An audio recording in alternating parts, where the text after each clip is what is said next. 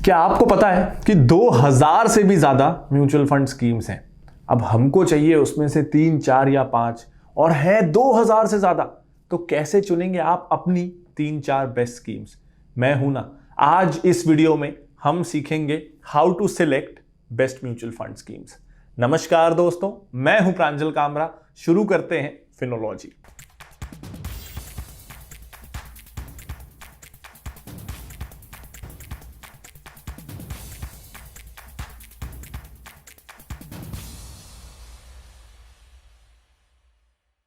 अब बेसिकली ना, हम जब म्यूचुअल फंड में पैसा लगा रहे हैं तो हम दो लोगों पे विश्वास दिखा रहे हैं। उस एएमसी पे, यानी जिस कंपनी का वो फंड है, कि वो एक अच्छी टीम बनाएगी ऑफ एक्सपर्ट्स जो हमारे पैसे को मैनेज करेंगे। और सेकंड, हम उस टीम ऑफ एक्सपर्ट्स पे या उनका जो चीफ है, जिसको हम फंड मैनेजर बोलते हैं, उस पे भरोसा जता रहे हैं। हम दो लोगों पे भरोसा जता रहे हैं। एक जो टीम बनाएगा, जिसका फंड है कि आप अच्छी टीम बनाओगे, और टीम के कैप्टन पे। ये दो लोगों पे हम भरोसा जता रहे हैं कि आप हमारे पैसे को अच्छे से मैनेज करोगे। तो बेसिकली हम अपना पैसा किसी और को दे रहे हैं कि ये लो हमारा पैसा, कुछ सालों में इसको अच्छे से बढ़ा के हमको देना।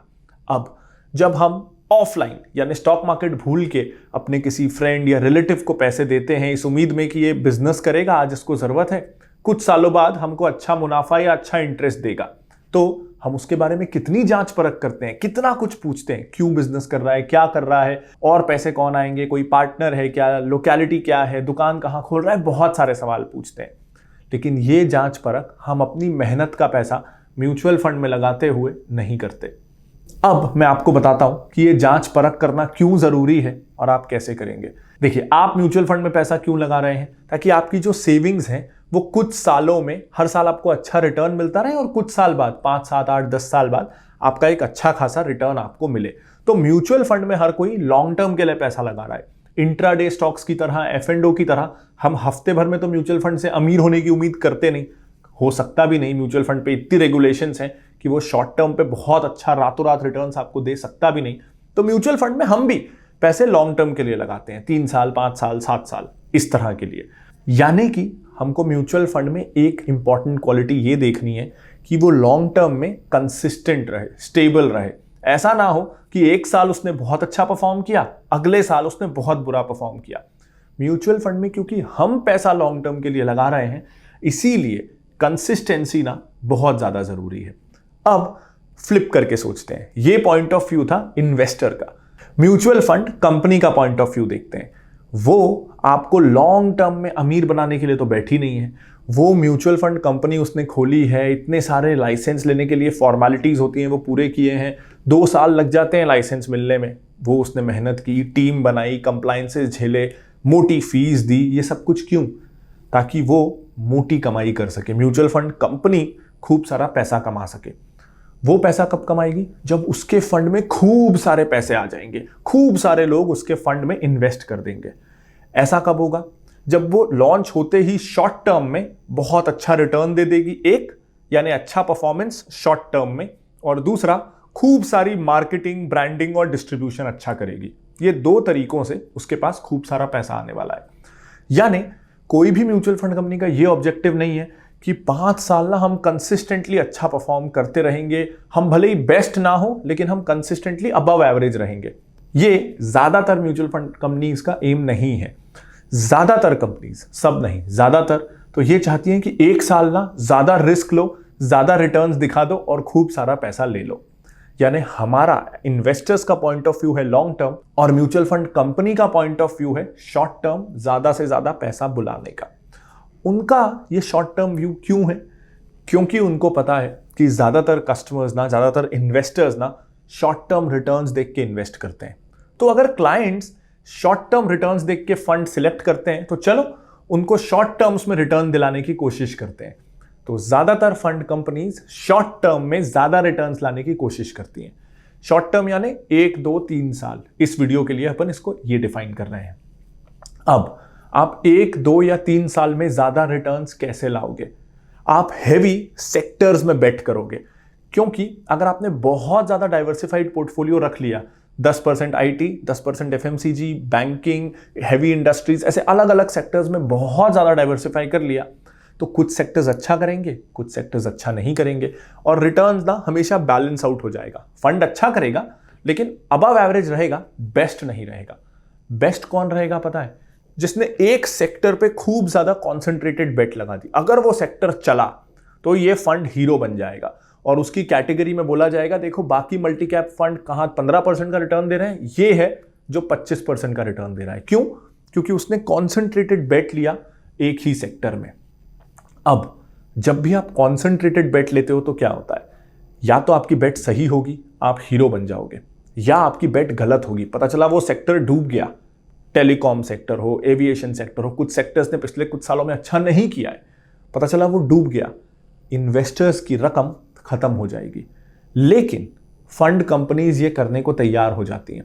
क्यों तैयार हो जाती हैं? क्योंकि उनको पता है कि अगर हम हीरो बन गए तो हमारे पास खूब सारा पैसा आ जाएगा, इन्वेस्टर्स हमारे फंड में भर भर के इन्वेस्ट करेंगे, अब उसका 1% हमको फीस मिलेगी, तो ये तो बढ़िया है, ये अपसाइड है, इस कारण मैं ये करना चाहता हूं। लेकिन डाउन साइड का क्या? अगर मैं फेल हो गया तो क्या? स्कीम बंद, नई स्कीम चालू, और ये एनएफओ है करके खूब पीआर होगा, ब्रांडिंग होगा, डिस्ट्रीब्यूटर्स को मोटे कमीशन दिए जाएंगे कि ये एनएफओ नया आया है, ये बेस्ट है, इसका विजन बहुत अच्छा है, इसकी थीम बहुत अच्छी है। हर तरफ न्यूज मीडिया में ये एनएफओ की बात होगी और फिर से कोई सेक्टर में बेट करने की कोशिश की जाएगी, चल गया तो खूब सारा पैसा आ गया, नहीं चला ये स्कीम भी बंद, नया एनएफओ आ गया। एनएफओ अगर आपको नहीं पता तो न्यू फंड ऑफर, यानी कि इस स्कीम को बंद करके जिसमें मैंने एक सेक्टर में बेट लिया, वो सेक्टर के स्टॉक्स नहीं चले, फंड बुरा परफॉर्म कर रही है, नाम खराब हो गया, मैं स्कीम को बंद करूंगा या रीनेम करूंगा या किसी और स्कीम के साथ मर्ज कर दूंगा और उस स्कीम को भुला दिया जाएगा और एक नई स्कीम ले आऊंगा। तो ये कहानी चलती रहती है। और बंद कर दूंगा का ये मतलब नहीं है कि पैसा डूब जाएगा या सच में बंद ही कर दिया जाएगा, क्योंकि उसमें फिर सेबी के बहुत प्रॉब्लम्स होते हैं। बंद करने का मतलब ये है कि या तो उसको रिक्लासिफाई किसी और कैटेगरी में कर दो जहां आपका ऑलरेडी फंड नहीं है, या किसी एग्जिस्टिंग फंड जो बहुत अच्छा कर रहा है उसके साथ मर्ज कर दो और लोगों को नई उम्मीद दे दो कि देखो हमने ये दो टीम्स मर्ज कर दी हैं और अब ये बहुत अच्छा चलेगा, यानी उसकी आइडेंटिटी बदल दी जाएगी। अब इसके अगेंस्ट भी ना सेबी ने ध्यान रखा है कि एक फंड हाउस बहुत ज्यादा कॉन्सेंट्रेटेड बेट्स को ना ले। तो बहुत सारे रेगुलेशंस हैं, जैसे एक सेक्टर में आप इतने % से ऊपर इन्वेस्ट नहीं कर सकते, एक स्टॉक में आप 10% से ऊपर इन्वेस्ट नहीं कर सकते। तो मान लेते हैं ये एक एग्जाम्पल है कि सेबी ने एक रूल बना दिया कि आप 20% से ज्यादा फाइनेंशियल्स या बैंक्स में इन्वेस्ट नहीं कर सकते। ऐसी लिमिट्स ऑलरेडी एग्जिस्ट करती हैं, लेकिन एज अ फंड मैनेजर उस रेगुलेशन को बाईपास करने के तरीके मेरे पास बहुत है। कैसे? मेरे को चाहिए कि मेरे फंड का 50% पैसा बैंकिंग स्टॉक्स में इन्वेस्टेड हो। गाइडलाइंस बोलती हैं कि 20% से ऊपर नहीं हो सकता, तो मैं क्या करूंगा? मैं 20% तो सीधा सीधा बैंकिंग स्टॉक्स में लगा दूंगा और बाकी मैं कुछ ऐसी आईटी कंपनीज में लगा दूंगा जो बैंक्स के लिए सॉफ्टवेयर बनाती हैं, कुछ ऐसी ह्यूमन रिसोर्स कंपनी में लगा दूंगा जिसका ज्यादातर एम्प्लॉइज जो बैंक्स को देती है, तो इनडायरेक्टली मैं अपना बाकी पैसा बैंकिंग स्टॉक्स में लगा दूंगा। अब मान लीजिए कोई ऐसी आईटी कंपनी है जिसका 90% रेवेन्यू बैंक से आता है, लेकिन है वो आईटी कंपनी, तो सेबी की रेगुलेशंस यहां उस कंपनी में उसे इन्वेस्ट करने से मना नहीं कर सकती क्योंकि वो तो आईटी कंपनी है। हाँ, इनडायरेक्टली उसका पैसा बैंक से आता है, लेकिन है वो आईटी कंपनी, तो मैं ऐसे इनडायरेक्टली रूट्स देख के एक ही सेक्टर पे बेट कर दूंगा। बैंक्स अगर चले, मेरा फंड इंडिया का बेस्ट फंड हो जाएगा। बैंक्स नहीं चले, स्कीम खराब कर रही है, इस फंड को भूल जाएंगे, दूसरे फंड का पीआर अच्छे से करेंगे। अब ये सारी चीजें एएमसीज क्यों करती हैं, म्यूचुअल फंड कंपनीज क्यों करती हैं? मैं उनकी बुराई नहीं कर रहा हूं, वो ऐसा करने पे ना कई बार मजबूर हो जाती हैं क्योंकि हमारा इन्वेस्टर्स का माइंडसेट सही नहीं है। हम आज भी फंड्स को पिछले 1, 2 या 3 साल के रिटर्न्स देख के लेते हैं। तो अगर हम गलत चीज देखेंगे तो म्यूचुअल फंड कंपनीज तो मजबूर हो जाएंगी ना वही अच्छा दिखाने में। तो हमको लॉन्ग हिस्ट्री देखनी है, हमको 3 साल, 1 साल, 2 साल के रिटर्न्स नहीं देखने, कम से कम किसी फंड के 5 साल के रिटर्न्स देखने। कंसिस्टेंटली उस फंड ने अच्छे समय में कैसा किया, बुरे समय में कैसा किया, बढ़ते समय क्या वो अबव एवरेज था, ज्यादातर स्कीम से उसने बेटर रिटर्न दिया, और जब मार्केट करेक्ट हो रहा था तो क्या वो आपके पैसे को बचाने में सक्सेसफुल रहा। हमें सही चीजें देखनी है, रोलिंग रिटर्न्स देखने हैं, ना कि पॉइंट टू पॉइंट रिटर्न्स। इसका भी मैं एक एग्जांपल दे देता हूं। पॉइंट टू पॉइंट रिटर्न्स ये होते हैं कि आपने देख लिया कि 2016 से 2021 5 साल में उस फंड ने कैसा किया। रोलिंग रिटर्न्स क्या होते हैं पता है? कि हर 5 साल के पीरियड में उस फंड ने कैसे किया। जैसे 2014 से 19 में कैसे किया, 15 से 20 में कैसे किया, 16 से 21 में कैसे किया। यानी मैं एक 5 साल का पीरियड जहां हो सकता है वो फंड लकी हो गया हो उस पर फोकस नहीं कर रहा हूं। मैं पिछले 8 साल में जितने 5 ईयर पीरियड्स हैं, 3-4 जितने भी, उन सब को इंडिपेंडेंटली एनालाइज कर रहा हूं और फिर ये डिसाइड कर रहा हूं कि वो फंड कितना सेफ या कितना रिस्की है। इससे ना मुझे उस फंड की कंसिस्टेंसी पता चल रही है, क्योंकि कोई फंड जो पिछले 5 साल में बहुत अच्छा किया, मैं उस पर कैसे भरोसा कर लूं कि वो अगले 5 साल भी अच्छा करेगा। हो सकता है ना कि पिछले 5 साल वाली उसकी बेट, वो सेक्टर वाली बेट अच्छी हो गई हो, अगले 5 साल वैसा ना हो। लेकिन अगर किसी फंड ने पिछले 10 साल में हर 5 ईयर पीरियड में अच्छा किया है, तो मुझे पता है ये किसी एक या दो बेट पे लकी हो गया ऐसा नहीं है, ये रिस्क को मैनेज अच्छे से कर रहा है। मेरा पैसा लॉन्ग टर्म के लिए लगाए, तो मुझे ऐसा बंदा, ऐसी कंपनी चाहिए जो मेरे पैसे पे कम से कम रिस्क लेके ज्यादा से ज्यादा रिटर्न लेके आए। क्योंकि ज्यादा रिस्क लेके ज्यादा रिटर्न लाना आसान है, लेकिन ज्यादा रिस्क लेने में मतलब यह होता है कि या तो मैं हीरो बन जाऊंगा या जीरो बन जाऊंगा, और मुझे मेरे पैसे के साथ ये नहीं चाहिए। मुझे तो चाहिए कि कम से कम रिस्क में आप अबव एवरेज रिटर्न्स लाके दो। ये हम सबका ऑब्जेक्टिव है ना, जब हम म्यूचुअल फंड्स में इन्वेस्ट कर रहे हैं तो हमको ये सारी क्वालिटीज देखनी है। हमको कंसिस्टेंसी देखनी है, कितना रिस्क लेके कितना रिटर्न आया ये देखना है। हमको उस फंड के सेक्टर एलोकेशंस देखने हैं कि वो बैलेंस्ड है कि नहीं। हमको उसका लॉन्ग टर्म ट्रैक रिकॉर्ड देखना है। और फॉर्चुनेटली ना, ये सब कुछ अब आपको मिलेगा ईटी मनी ऐप में, म्यूचुअल फंड रिपोर्ट कार्ड में। अब फंड्स एनालाइज करने के लिए आप ईटी मनी ऐप यूज कर सकते हैं। यहां आपको बेसिक डिटेल्स जैसे एक्सपेंस रेशो, एयूएम, ये सब तो मिलेगा ही, लेकिन इसमें ना एक फंड रिपोर्ट करके सेक्शन भी है जिसके 3 मेन पार्ट्स हैं। पहला, रिटर्न क्वालिटी। तो यहां आपको पता चलेगा कि कोई भी फंड रिटर्न्स जनरेट करने में कितना कंसिस्टेंट है, और दूसरा, उसने कितना एक्स्ट्रा रिस्क लिया उस रिटर्न को जनरेट करने में। आपको यहां यह भी पता चलेगा कि बुरे समय में वो फंड डाउनसाइड प्रोटेक्शन में कितना अच्छा है, यानी आपके पैसे को कितने अच्छे से बचा के रखता है। इसके अलावा आपको ईटी मनी रैंक भी मिलेगा। अब बाकी वेबसाइट में ना फंड्स स्टार रेटेड होते हैं, 3 स्टार, 4 स्टार, लेकिन हर स्टार कैटेगरी में बहुत सारे फंड होते हैं। कई सारे फंड 4 स्टार हैं, कई सारे फंड 5 स्टार हैं। ईटी मनी में ना आपको सिर्फ स्टार रेटिंग नहीं, रैंकिंग मिलेगी। और सिर्फ ये रिटर्न के बेसिस पे नहीं है, कंसिस्टेंसी भी इसका एक पैरामीटर है, डाउनसाइड प्रोटेक्शन भी पैरामीटर है, और आपको रैंकिंग मिलेगी कि इस कैटेगरी में बेस्ट फंड कौन सा है, अगली कैटेगरी में बेस्ट फंड कौन सा है, ताकि आप सही डिसीजन ले सकें। ईटी मनी ऐप का लिंक आपको इस वीडियो के डिस्क्रिप्शन में मिल जाएगा। और फिर भी मैं आपको इसको बुलेट पॉइंट्स में दे देता हूं कि आपको खास करके किन चीजों का ध्यान रखना है।